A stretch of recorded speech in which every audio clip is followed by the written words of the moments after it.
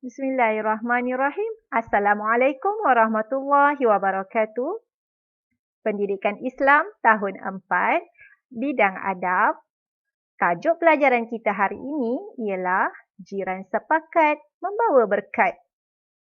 Murid-murid boleh rujuk buku teks muka surat 174 sehingga 177.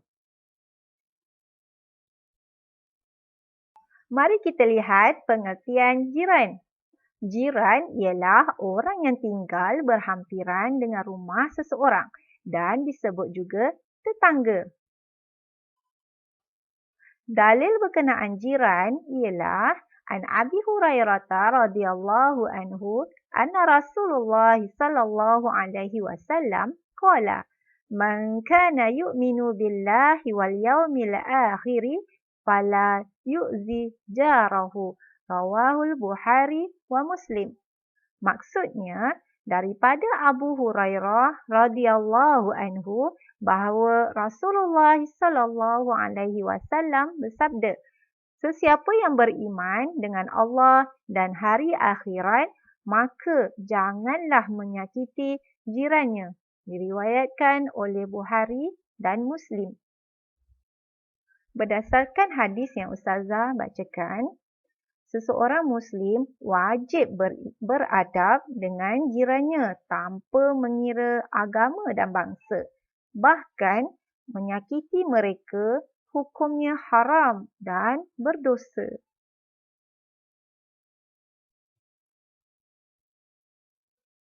Mari kita pelajari pula hak jiran.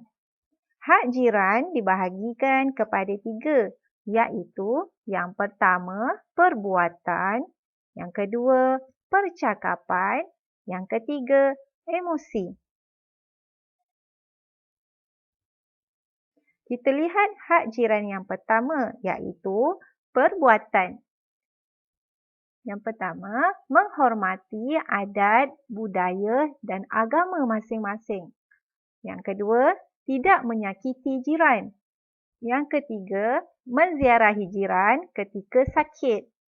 Yang keempat, memberi pertolongan jika diperlukan. Yang kelima, melebihkan sedikit masakan dan memberikannya kepada jiran. Yang keenam, tidak mengganggu ketenteraman jiran.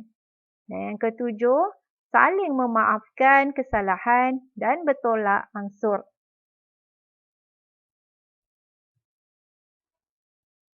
Seterusnya, hak jiran dari segi percakapan. Yang pertama, memberikan nasihat sekiranya perlu. Yang kedua, mengucapkan tahniah atas kejayaan jiran. Dan yang ketiga, menjaga pertuturan. Hak jiran yang ketiga iaitu emosi. Kita hendaklah berprasangka baik dengan jiran dan bersimpati apabila jiran ditimpa kemalangan. Murid-murid, mari kita contohi kehidupan berjiran Rasulullah sallallahu alaihi wasallam. Yang pertama, berbuat baik dengan jiran. Rasulullah sallallahu alaihi wasallam sentiasa berbuat baik dengan jiran dan tidak pernah menyakiti mereka walaupun jirannya seorang Yahudi. Yang kedua, peka dengan kebajikan jiran.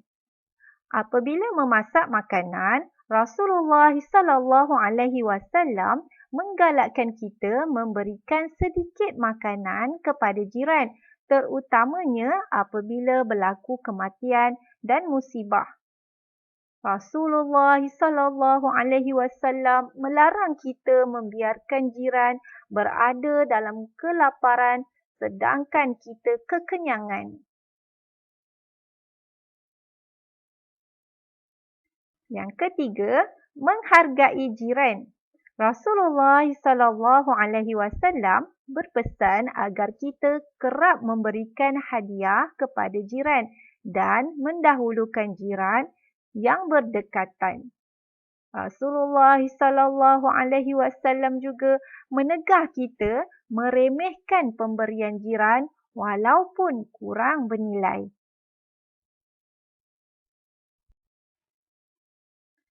Murid-murid, kita lihat pula kepentingan adab berjiran. Kepentingan adab berjiran dibahagi kepada 3, iaitu yang pertama individu, yang kedua masyarakat dan yang ketiga negara.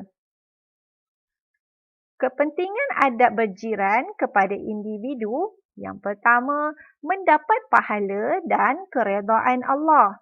Dan yang kedua, menjamin ketenangan emosi. Seterusnya, kepentingan adab berjiran kepada masyarakat, iaitu yang pertama, kerja yang berat menjadi ringan.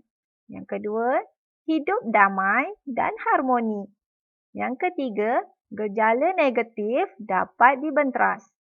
Dan yang keempat, memupuk silaturahim. Yang ketiga, kepentingan adab berjiran kepada negara, iaitu yang pertama, negara maju dan menarik kedatangan pelancong. Dan yang kedua, ekonomi negara bertambah baik. Murid-murid sekalian, jiran ialah orang yang mendiami rumah di sekeliling kita. Berbuat baik dengan jiran mendatangkan pelbagai kebaikan kepada kita. Jiran ialah cerminan diri kita. Sekiranya jiran sering menyebut kebaikan kita, maka kita tergolong dalam golongan yang baik. Tetapi jika sebaliknya, maka berhati-hatilah dengan sikap kita. Baiklah murid-murid, semoga apa yang Ustazah sampaikan memberi manfaat kepada semua. Jumpa lagi. Assalamualaikum warahmatullahi wabarakatuh.